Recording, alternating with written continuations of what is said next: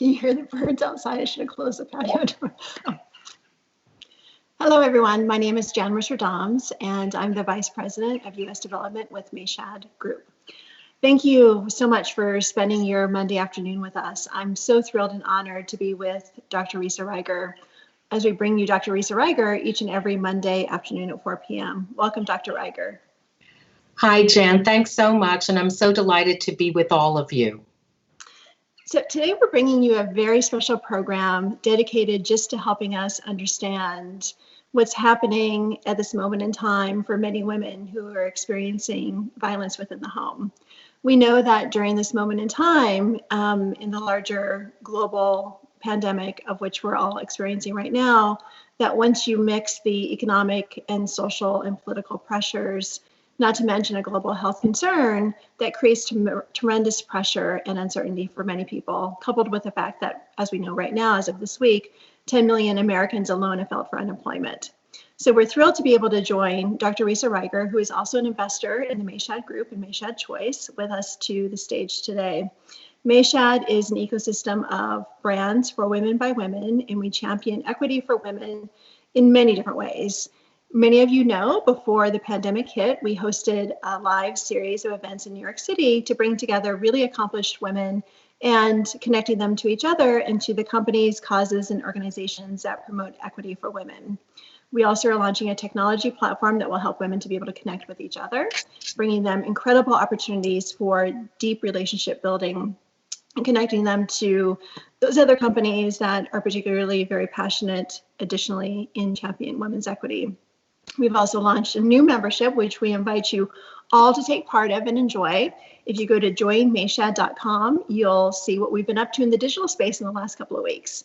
So all of the programming that we developed live for all of you in our diversity, equity, and inclusion series, our women and money series, this incredible series that we do with Dr. Risa Ryger, Mayshad Women in the City, which, stay tuned, after this episode, we host women every Monday afternoon at 5 p.m. for cocktails and conversation, and it brought that to the digital space as well. And next week, we're thrilled to announce our workshop series as well, where we partner with other companies and organizations and individuals, experts who have workshop programming pertaining to all things related to one's professional and personal development. Again, thank you for being with us. And please do, as we move throughout the afternoon with Dr. Risa Ryger, we invite you to submit questions and comments and thoughts, particularly related to this conversation, because what we're really hoping to do today is to inspire a deeper dialogue, creating that safe space of trust for all of us to have a better understanding of what's happening right now, professionally and personally, as it pertains to ensuring that we do our best to support all the women in our ecosystem, our friends, our female companions, colleagues, friends globally, as well as we experience what we're experiencing now. So Dr. Risa Ryger, thank you again for being with us here today. Well, one way that we're going to start, thanks so much for this wonderful introduction, Jan, and one way that we're going to start today as we spend this time together and we join in community for as long as this community lasts today, that we're first going to start by really checking in with ourselves and literally giving ourselves a moment to breathe. I know that breathing is sometimes, you hear about it so much, and it's really the way of letting our brains know that we're safe. And right now, this is a safe moment for us. Let's take it and take a moment to connect with ourselves. So either with your eyes open or your eyes closed, to bring your presence and connection with yourself. Take a breath in the pace that works for you. There's no magic. Take the breath in, bring the focus of your attention to your breath as best as you can. And when it makes sense for you, just exhale and let the breath out. Take another breath in. Follow your breath. Bring the focus of your attention there and let your breath out. Letting your body know that it's okay. You don't need to be on high alert at this moment. Taking in your next breath as we do this together in community, and let it out. As we join together in this moment of presence, togetherness, and community support, because that's so critical, whether we are seeing all of each other or we're imagining who else is out there, that here we are together in our community as a place of support, connection, and information. Thank you, Risa. So you and I have known each other for a few years now. And one of the things that I think is most fascinating about your work is that you truly are an expert on change and helping individuals, helping family members of all different ages understand and be better equipped for managing change at whatever moments and times that they may need that guidance and that grounding and that touch. And one of the things that you've done is you've developed your own methodology, which you've entitled Dynamic Integrative Psychotherapy. And as we think through what's happening right now at a global level, and then at the individual level, how has your work in dynamic integrative psychology helped the clients that you've worked with to date? Okay, well, I first want to say that the basic tenets of dynamic integrative psychotherapy are really pertinent for everyone. And you don't have to be in treatment, you don't have to be in psychotherapy, you don't need to be in any of that space in order to be able to benefit from what it means for us to be integrated as human beings. And really what that's about is that we have ownership of all these different aspects of ourselves and all these different ways that we communicate with ourselves. For example, we have our thoughts, we have our feelings, we have our sensations in our body, which is absolutely crucial. And oftentimes we don't really connect with the channels of information that we have within us to help us be with ourselves. Now, one of the things that we know is that when we do bring ourselves together and we are in touch, that we bring together the focus of our attention. It doesn't mean that we're standing still and staring at something and just thinking intensely about something.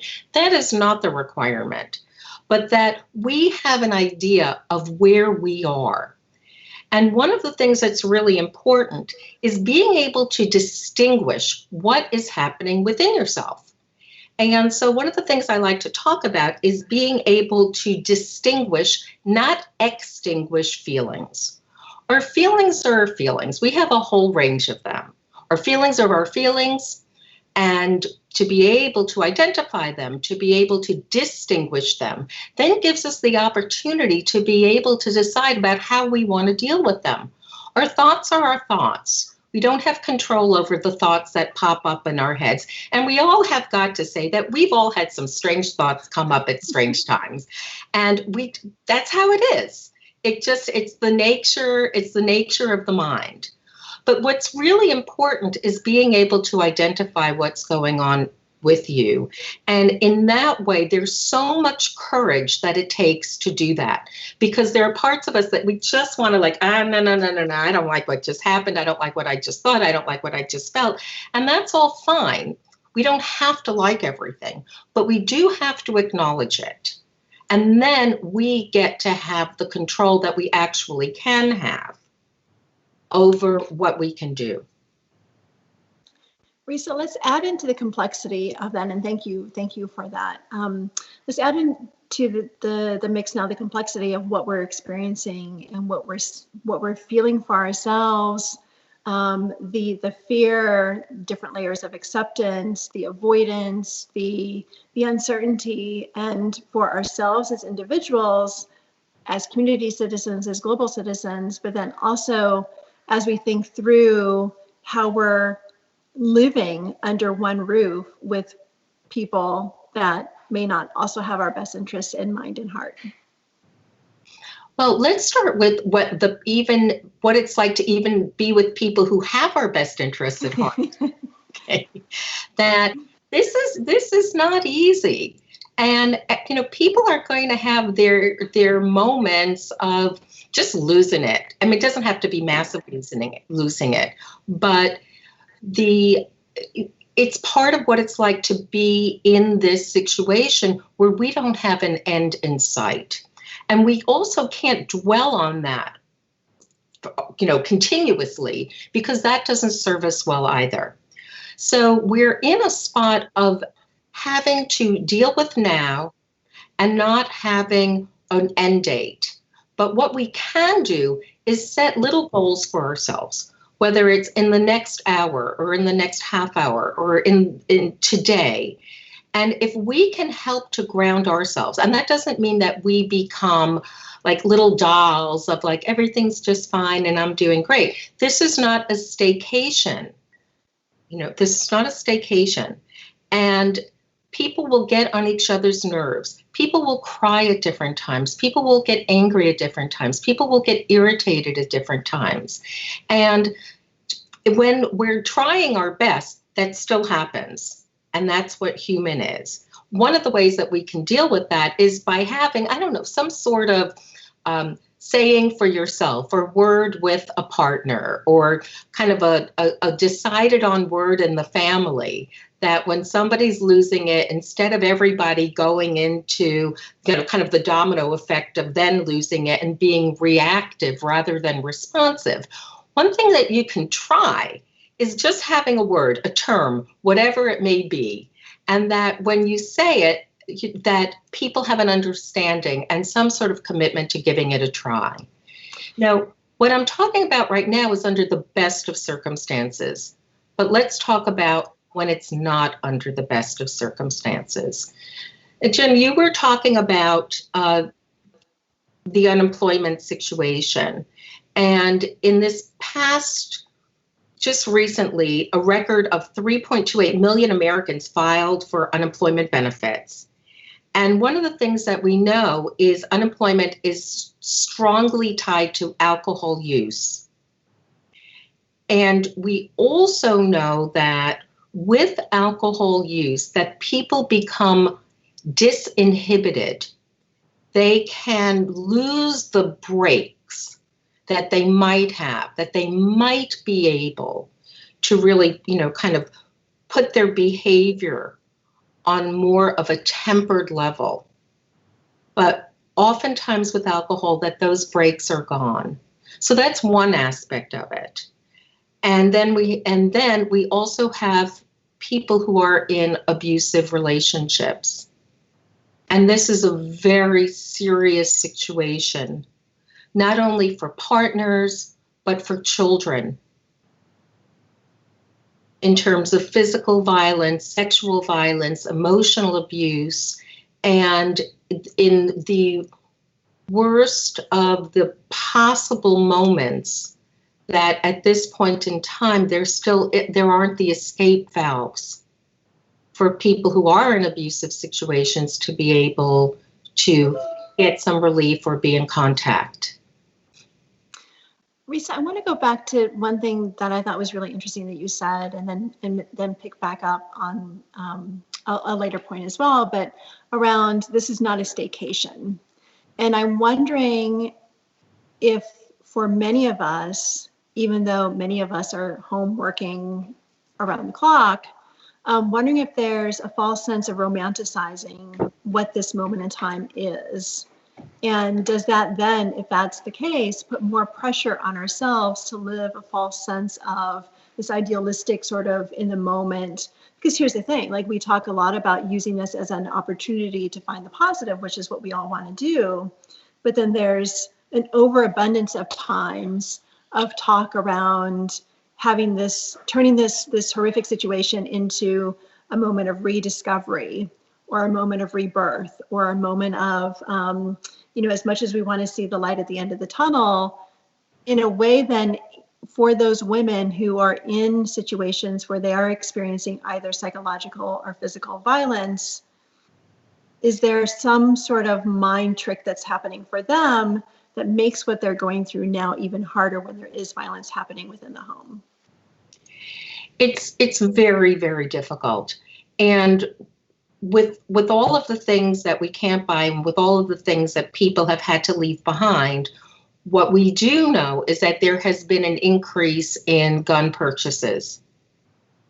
And that adds in many homes. And one thing about domestic violence and domestic abuse is that it is not specific to a particular group of people.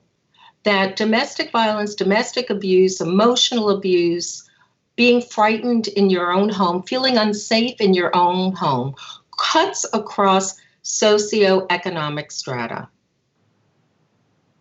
And of course, when you're under more economic stress, there is more stress. But nevertheless, just because someone still has their job and they're still, kind of the idea of still functioning doesn't mean that there may not be abuse of some sort happening in a household, or intimidation or sense of threat. So I think it's really important that we clear that up, from the beginning. And so what happens when there are weapons in the home? And even if the weapons aren't used, that everybody, people know that there is the implicit threat. Even if there isn't an explicit threat of, if you go to the door, I'm going to shoot you, that there's still implicit threat. And so how to survive, both literally, we talk about surviving Corona. We talk about it both on the literal level and on the figurative level. We think about it literally as physical survival. And for some people, physical survival isn't just about surviving the virus, but it's also surviving the threat of physical abuse, right? And so there's that aspect. There's the physical survival. So there's the literal, the explicit, literally surviving it. And then there's also, how do we keep ourselves intact as human beings? How do we still stay within the spirit of who we are? How do we find the will, the tenacity to continue and to persevere and to try to hold ourselves steady at the moments that we can? And this is a place where we are right now. Risa, we know that the pandemic is yet not on the decrease in the United States, and globally for that matter. And so I'm wondering, given the fact that we're all sheltering in place and that we remote work and that we're homebound, how does that shift then how women think about the resources that are available to them if they are finding themselves in situations that are increasingly frightening to them within the house? It's much harder. There are no two ways about it. It's just much harder. But there are resources, and it depends if women are able to get to some sort of resource. And I just want everyone to know, you don't have to, get pen and pencil out right now, that we're going to be posting links to resources after our live stream today, so that there will be access to links. But that for women to know that there is sanctuary for families, there is her justice, that these places are still open, they're open, they're functioning, but they're functioning in ways that are different, and that there's increased sensitivity to the fact that women don't have access. Now, as friends, as neighbors, we can try to connect with people, we can try to have contact with them, we can check in with them.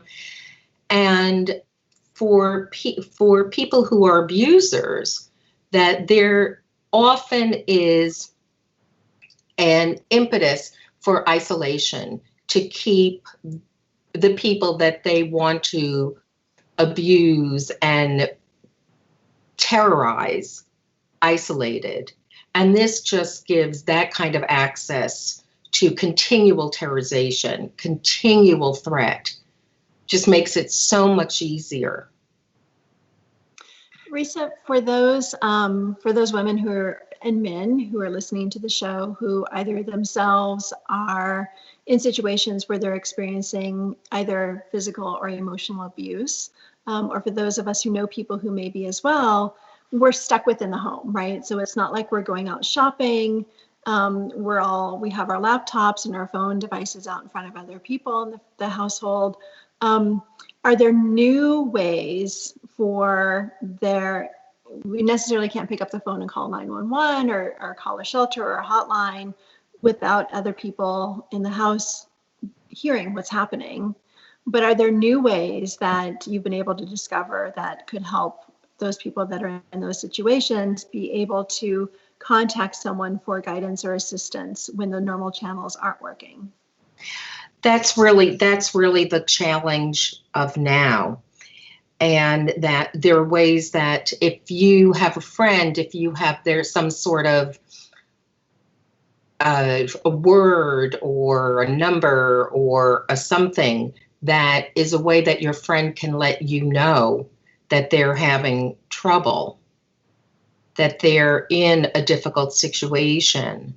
We have to understand that with the best of our intentions, that we certainly can try, and we can certainly try. We can be sensitive. We can hear if there's something that we can do. We can send help. But it's a very difficult and trying time. And so that the hotlines are still there. The hotlines are still there. And people really have a very frightened idea of what they can and can't communicate, and whether or not anything that they might say within their home might be heard as bringing in help or being less isolated. So, it's a very tricky situation. And this is part of the issue, because if people had access, there are lots of organizations to call, but you can contact your friend, see how they're sounding. You can be in touch. You can try to do those things with the safety of your friend in mind. If you're worried about someone, you can call an organization and find out what they consider to be best practices. You can get guidance from them. As to, I have a friend, I'm worried about her. I have a neighbor, I'm worried about this neighbor. What do I do what can I do without putting them in danger? And really get the guidance from the people who are best able to guide you. Your friend, your neighbor, your cousin may not be able to contact them, but you can, and find out what they're suggesting at this point as best practices. And I think that whatever needs to be done, if you're really worried about someone, that it needs to be done with safety in mind and contacting the people who can best guide you. Risa, I'm interested to know, violence can affect anyone, anywhere, at any time, either emotional or physical violence within the home. But we also know that there are different statistics that bear out when we further peel back the layers and look at violence from a race, class, nationality, ethnicity perspective. And do you know yet, is there research during this moment in time during the pandemic that it does affect women and men who are victims of violence in different ways? Could you clarify your question a little bit? Sure. So we know that violence can affect anyone within the home, no matter what their socioeconomic status or their background or their ethnicity or their race. But we do know that there are differences in the sense of when we break down the layers and look at the demographics around domestic violence. And I'm wondering, during this moment in time of the pandemic, is any of that research yet available, or that data? That's a really tough place for this moment, because the people who are probably most in need of getting the services are the ones who may have the most difficulty in getting that. Now, there are times that children are being taken to hospitals because they have experienced abuse and there's a parent who's going to take a child to the hospital. One of the things that we do know is, given the difficulty with getting to hospitals now, that rape victims may be less able to go in and to get the care and get the testing that they need to have.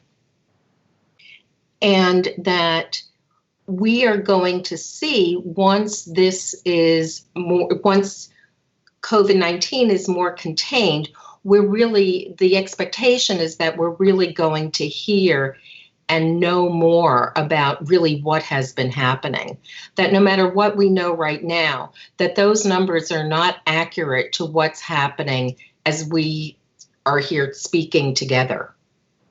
You know, one of the things that I've heard that other countries are doing is that they're looking at where we do have physical mobility right now. So when we think about just our daily worlds, I was speaking with a friend earlier today, and we were talking about how we find so much joy now in just going to the grocery store once a week. And so when we think about where are we going, we're going to the grocery store. We may be going to places like Home Depot. We may be going to a Walgreens or a CVS or a Duane Reade. And there are actually pharmacies in other countries who have made it possible for women who, when they go to pick up their prescriptions or go to visit the pharmacist, they can use a code word. And that code word then signifies to the pharmacist that a woman is actually looking for help. And there have been quite a few cases where that's been very successful in the implementation of it. So for all of us out there that are business owners and that still service people on the front line deemed as an essential business, I encourage all of you to think through really creative ways to provide that level of guidance and assistance and just help and information sharing as well to women and men, honestly, who may need some guidance and support during this time. Jan, that's a great point, because in France, they implemented in pharmacies, which have been essential, that a woman coming in and simply say the code word mask 19 to the pharmacist, that is the code that I'm in trouble and I need help. And so just as years ago when we were in airports and we went to the bathroom in an airport, and we saw if you are a victim of sexual slavery, if you have been kidnapped, if you are in trouble, that here's something that you can do. And these pieces of information are posted in the ladies' room. And so that is one way that people can be able to get out a message. And that's a creative and important problem-solving avenue that can be open. We have a lot of questions that are coming in from our audience right now. Thank you so much for participating, and please feel free to keep the questions coming. If we don't have a chance to reach all of you today, we will make sure that Dr. Risa, that we pick this conversation back up next week, and then at the end of the show, we make sure that we have your answers provided to you as well. And again, send us, this is just all confidential as well, so that if you have a question that you don't feel comfortable asking in a streaming conversation such as this, please feel free to reach out to Dr. Risa Ryger or myself, and we'll make sure to provide you some additional guidance there. And Dr. Risa Ryger will give her contact information out at the end of the show as well. First question. During this uncharted territory, what are some types of coping skills that a victim may use as she shelters in place with her abuser? Well, one coping skill is to do whatever you can to try to, and this isn't an easy thing, so let's be very, very real, but to try to be on top of your own stress. We know that stress, when your cortisol levels are up, that really doesn't help you with your own wellness. So that to be able to first be able to identify what lets you know that you're feeling stressed. so that you can identify your own stress profile. Now, is it that you feel like your heart is racing? Are you feeling something in your stomach? Are you feeling tightness in the back of your neck? Whatever that is, to be able to identify it and then use some coping mechanisms like breathing, like putting yourself in your head in a safer place, like just whatever it is. There is no shame at this point. Whatever it is that you feel can be of help to you, breathing, visualization, working out, doing something physical to get some stress out, anything that you can do, by all means, go ahead. Use that resource for yourself. Risa, let's talk a bit about elder abuse, which, often when we think about violence within the home, and we know that, for women in particular, when they do experience violence, more often than not, it is from within the home. But we also know that in this moment of time, there's incredible pressure economically. There's incredible pressure from a health perspective. And many families right now are sheltering in place with parents, with grandparents. And we also know that elder abuse is a very important topic of conversation to think about now as we think through the next couple of months. And, again, if there's someone that you're concerned about and you're unable to reach them, and that may happen with the elderly, that can happen with the elderly because of difficulties with hearing, that they're not able to respond. But if you're having difficulty, again, contact the resources that can help you. Get guidance as to what could be useful. I mean, if you're so that you know that you're doing really what's in the best interest of that person. And so, we could say, go well, we can't really go and check on someone or give them a call or it's like, hi, I just wanted to say hi. That we may not know exactly what that means. But if you're worried, go to the people who know how to guide you best so that you can feel and know that you have followed the methodology that can be most helpful for that person. Risa, piggybacking on that, I think that there for many women in particular, there's tremendous, and men too, tremendous embarrassment and shame and feelings of potential judgment. And so many times people don't talk about what's happening to them from an abuse perspective. And if there are opportunities for violence to escalate within the home, particularly right now, given what's happening, if a woman hasn't yet reached out to someone for help in the past, how can she find the strength within her now to be able to take that first step? Okay. First of all, no matter what, there is nothing that you have done that justifies any abuse. Nothing. Nothing that you've said, nothing that you've burned, nothing that you've broken, nothing that you forgot to do. There is absolutely nothing that justifies being abused. So that's number one to keep in mind. And certainly under circumstances where there is continual abuse and continual just decimating women's sense of self-worth, that no matter what, that you deserve to live, that you deserve to live without fear, you deserve to not be hurt. You don't have to justify it. You don't have to think of reasons why that's the case. Just connect with the fact that no matter what, there is nothing that you have done to justify what has happened or what is happening to you. And if you can't get there and really believe it, just start practicing and say it to yourself. You're hearing and you're experiencing the other parts of how invaluable you are, how worthless you are, how inadequate you are. But no matter what, that is not the case. Risa, let's talk also about men who experience abuse from their female spouses, partners, girlfriends, and also for same-sex relationships as well. I would imagine that there's even a greater sense of feeling the need not to be able to talk about this with your networks. Are there mechanisms for coping that you would offer for those men that may be out there listening to us who are experiencing moments of abuse?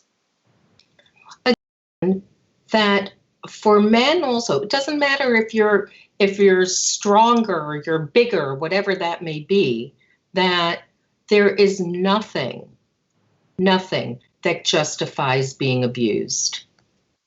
And one of the things that's happening right now is that some of what we may want to do and having more clarity about how serious this abuse is. Now, it may have been that people have, and women have taken this more in stride because there have been more outlets and getting away from it and coming back to it. So it became more normative on it, and something that happens sometimes.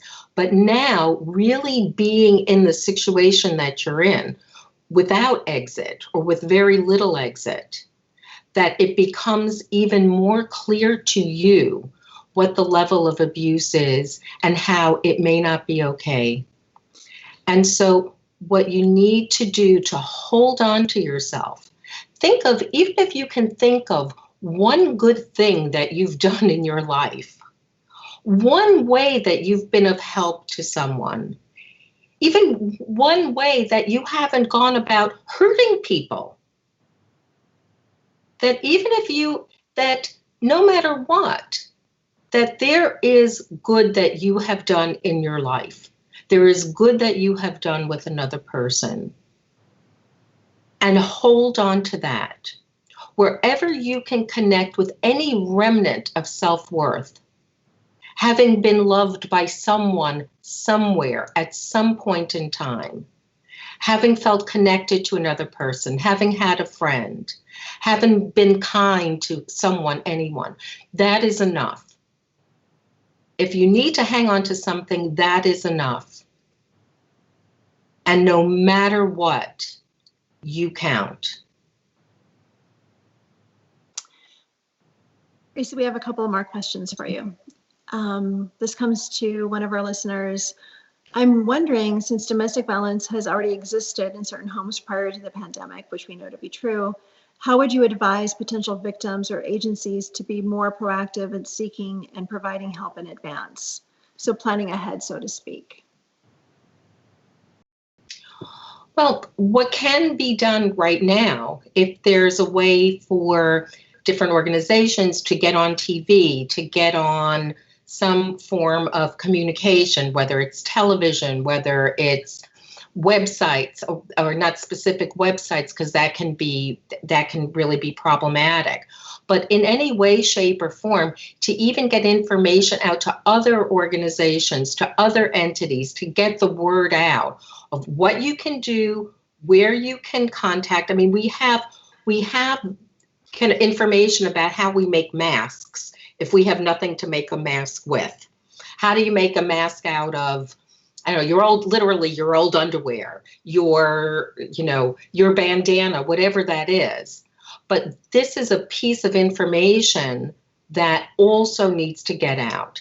And so the more that it can be broadcasted, the more it can be out on the talk shows, the more that it becomes part of the conversation, both the conversation and the information that gets out to the public as part of the course of information that needs to be there, the better it will be for those who can't have access in ways that are more direct.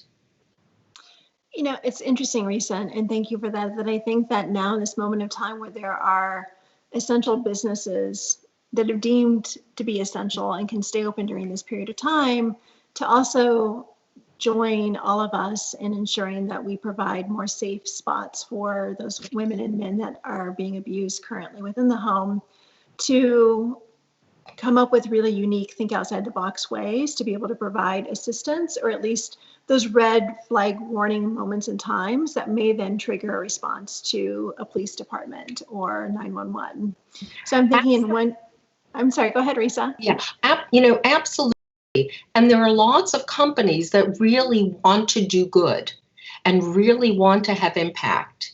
And this is a way both for small stores and for chain stores, for all different kinds of entity, regardless of size, that if you can establish a policy, if there's something that you can do now to be able to create some sort of safety mechanism for someone who's coming in to your place of business, what a service you're doing. There are also a lot of social media groups right now, particularly on Facebook, that have band together, not just related to coronavirus, but for many other just points of community connection. So I know where I live, for example, there's a Facebook group page that's dedicated just to providing all kinds of referrals and resources for moms in the area. And many times women will post confidentially for their friends. So the request isn't coming from them directly, but it's coming indirectly to them through a friend of theirs who asks for anything from, doctor recommendations to restaurant takeout ideas to whatever the case is. Yes. So that's also, I think, another point is use the social media that you can have access to. And even in this way of complete transparency, there are still ways to remain confidential and anonymous by, again, Teresa, your point, tapping into friends that you know who think could support you during this time. I want to end on one example that a viewer sent to us where a woman who was basically being held captive during this time by her abuser called 911 trying to order a pizza. And so from her speaking a pizza order, the understanding from the household was that, she was simply ordering a pizza. And so 911 got very confused because they thought originally she had the wrong number, but she was insistent on ordering the pizza. And so after many requests to order a specific pizza, the police finally caught on to what was happening and sent help out to her house. So again, it's really thinking through, no matter how homebound we may be, or no matter how captive we may feel, to really think through in this period of limited resource capabilities, there are definitely ways. And again, if to any of you out there who are experiencing abuse, we always encourage you to call 911. We know that it may be hard to get through right now, but it's something that I think as we talk in venues and in platforms like this more and more about what's going on, and just in this week, there have been global reports of how quickly violence within the home is escalating. So there will be more heightened awareness on this as well. Dr. Risa Ryger, thank you so much. We did mention at the beginning of this that we were going to be sharing resources with our audience as well. Yes. Would you like to mention a few, and then also how our viewers can stay in touch with you if they do want to continue a conversation, but in a more anonymous, confidential manner? Yes. Well, we have information for Sanctuary for Families, and that will be posting. Her Justice, that will be posting. There's a National Domestic Violence Hotline, which will also be posting the phone number and the text message for that. The text is love is to 22522. Love is to 22522. There's a national sexual assault hotline, 800-656-4673. There's a crisis text line, and text home to 741-741, and we'll be posting more as well. For anyone who wants to reach out to me, you can reach out at Dr. Ryger at drrisaryger.com. I also have a resource that I would love to send to you. Let me know if you would like it, and I'll get it out in an email for you. And we'll be posting this information as well. So shall we? Risa, let's, just for a point of clarification, your name is Risa, R-I-S-A, Ryger, R-Y-G-E-R. Thank you, Jan. Yes. So Dr. Ryger, DrRyger at DrRisarYger.com. Don't hesitate.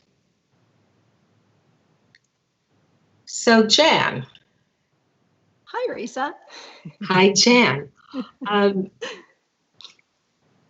One thing, just two things. One is just wanted to mention something for, as we're talking about domestic violence, domestic abuse, and just taking it to a different spot for the moment, that there are a lot, and going back to staycations, that we can see people posting these great art projects that they're doing together with their families, and we can see moments that may not look like our moments in our own homes.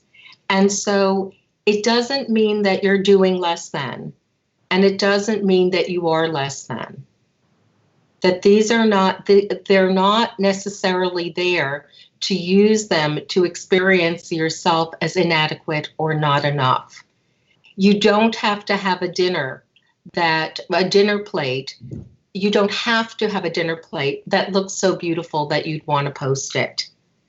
If you have one, that's great, but it doesn't mean that if you don't, that there's something wrong going on, or that you're just not doing it well enough. You're not doing Corona well enough. And so we're all doing it in our own ways. We want to keep on doing that. We're going with community here. And if we could wrap, I don't know if this is where you wanted to go right now. This is a perfect moment in time for this, Risa. Okay. I'm so excited for this. Yes, for just taking a moment, and we're going to do something a little bit differently today. Okay, so what we've been doing the holding hands exercise. We're going to do that, but we're going to do it a little bit differently. So what we have been doing, for those of you who are new to this live stream, so great that you're here. We welcome you. This is your spot, and come back again, because you always have a spot here with us.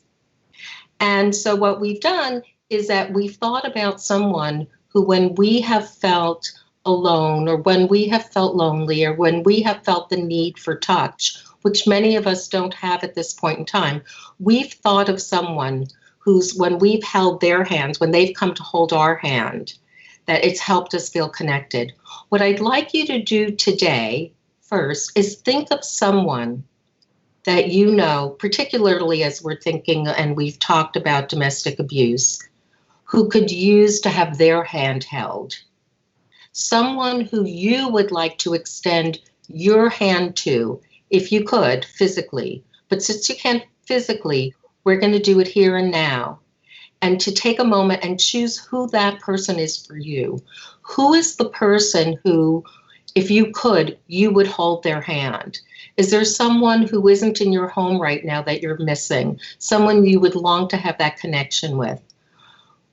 A relative, someone homebound, a friend, someone you don't even know, maybe the person who's bagging things somewhere to be able to bring to first responders, or they're doing good. Whoever it is, have someone in mind, and let's think about holding their hands, taking their hand in ours. So put your hand up, okay, and use the pointer finger of your dominant hand. And what we're going to do is, on the way up, we're going to breathe in. On the way down, we're going to breathe out, and continue tracing your finger, breathing in, exhaling out gently, breathing in on the inhale, exhaling, breathing in on the way up, exhaling on the way down, around your thumb, down your wrist, and as you're in contact with your own sensory experience, start thinking of that person as you go back the other way, up your thumb, exhaling down, Think about putting your hand in their hand. Think about the comfort that you can give them, the strength that you can lend to them. Think about how important touch and connection are, as always, but especially now.